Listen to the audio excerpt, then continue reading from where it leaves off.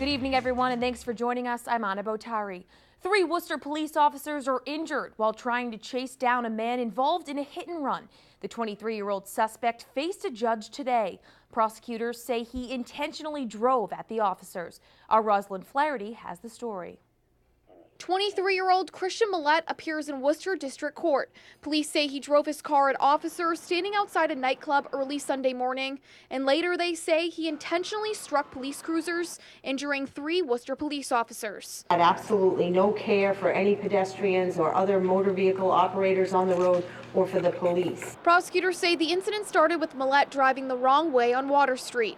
They say the 23-year-old sped towards a crowd of pedestrians and officers who were signaling him to stop. And he drove directly at them, forcing them to have to jump out of the way to not be hit. Court documents say police chased him before he eventually hit 2 cruisers. He allegedly crashed his car in the St. Vincent parking lot, and there was a brief struggle with an officer before they both fell over an 8-foot-high wall. The officer did sprain his knee. The 3 officers were injured total. 1 minor head injury, 1 hand injury, and 1 knee injury. Court documents say Millett began apologizing, stating, "I freaked out, I should have stopped, please don't shoot me." Works as a driver at the Salvation Army program here in Worcester. He and his fiancee have 2 children and they're expecting a 3rd child. Mr. Millett would state the incident as being alleged happened very differently than is listed in the police report. It was revealed in court that Millett has a previous record. He says he didn't intentionally go after officers, but police believe he tried to kill them in order to escape. Rosalind Flaherty, Worcester News Tonight. The city of Worcester looks to prepare itself for the legalization of recreational marijuana. In a report sent to city councilors, City Manager Edward Augustus wrote up a few recommendations, including zoning options and just how many shops the city could possibly see. Our Cam Jandro spoke with the manager today and has more. Cam? Anna, we're less than a year away from recreational marijuana being legal right here in Worcester. And with legalization right around the corner, the city manager has begun to lay the groundwork.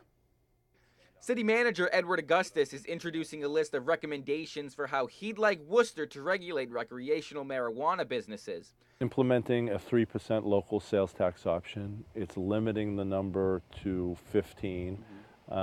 It's allowing the License Commission to grant licenses to these facilities. State law allows the number of recreational marijuana shops to be 20% of the total number of liquor licenses. For Worcester, it means 15 sites. Augustus says adding the 3% local sales tax will help fund city services needed for the new businesses. Whether they be public safety, whether they be providing regulations for oversight, inspections of the facilities, the local community ought to be able to generate some revenue to pay for the costs responsible for these facilities. No shops can open until the law goes into effect next July. Augustus's recommendations would also keep recreational facilities a minimum of 300 feet away from schools and force retailers to receive approval from the City License Commission. With less than a year to go, the city manager says Worcester is ready. I think we're as ready as any other city and town in Massachusetts is. I think we've been kind of very proactive in terms of making sure that we were well positioned to, deal with any of the issues that might come from these new both medical and recreational marijuana. Now, the manager's recommendations will be presented at tomorrow night's city council meeting. At the council meeting, they'll be taken for further study and then voted on at a later date. Anna? Thanks, Cam. Well, Amazon is looking for a new city to host its 2nd corporate headquarters, and at least one city councilor here in Worcester doesn't want to see the opportunity pass by. At-large Councilor Connie Lukes filed an order asking the city to work with surrounding towns in order to find 100 acres to house the new campus. According to published reports, Lukes is looking at the area around the Worcester Regional Airport as a potential site. The company's deadline for the proposal is October 19th. An update to a story we brought you first last week. We're now seeing the video of the crash between an ambulance and a sewer truck in Dudley. You can see the truck slamming into the side of the ambulance and lifting it slightly off the ground. The 3 people in the ambulance, including a patient, were taken to the hospital. Their injuries were non-life-threatening. It's not clear yet whether any charges will be filed. Grief counselors are on hand today at schools in Charlton following the death of a teacher. 40-year-old John Perry was riding his bike in Charlton Friday when he was hit and killed by a car. Perry previously served as an administrator at Dudley Middle School. The driver did stop and is cooperating. The crash remains under investigation. Trying to keep up with a busy hurricane season, the Red Cross of Central Mass is shifting its volunteers to help prepare for Hurricane Jose. Several volunteers were already working in the south with Harvey and Irma relief efforts. But now Massachusetts may be the next to be hit. Our Catherine Andrioli has the story.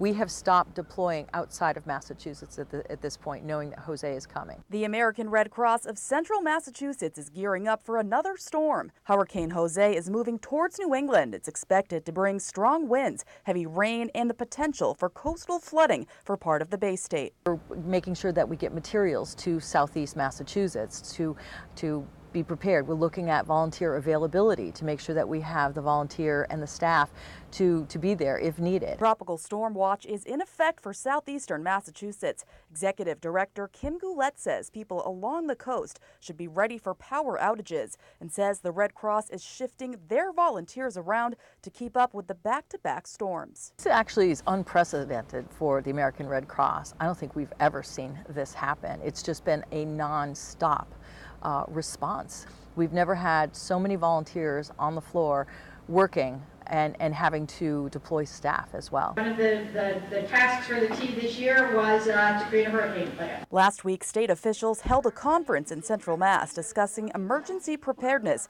in communities across the Commonwealth. WPI geography professor Rob Kruger says the plans can make a difference for communities and their ability to recover. When you get a 1-2 punch like we've been seeing this year with these storms, the way they're tracking, communities lose their resiliency. Deployment of resources in terms of relief efforts and that type of thing, but also infrastructure is a big issue here. As the Cape and Islands prepare for Jose, the Red Cross says they're staying ahead of the storm. Once it passes, they'll go back to assisting victims in Florida and Texas, where Goulet says the recovery process has just begun. We'll be there probably through Thanksgiving, just helping people, move forward. In Worcester, Catherine Andrioli, Worcester News Tonight. For the first time since Hurricane Harvey hit Texas, gas prices are down 5 cents, according to AAA Northeast. In Massachusetts, self-serve regular is about $2.65 per gallon. That's about 3 cents above the national average and more than 50 cents higher than prices 1 year ago. AAA says as Gulf Coast refineries come back online and production picks up, prices at the pump are leveling off and dropping. They say hurricane-related price spikes are usually dramatic but brief.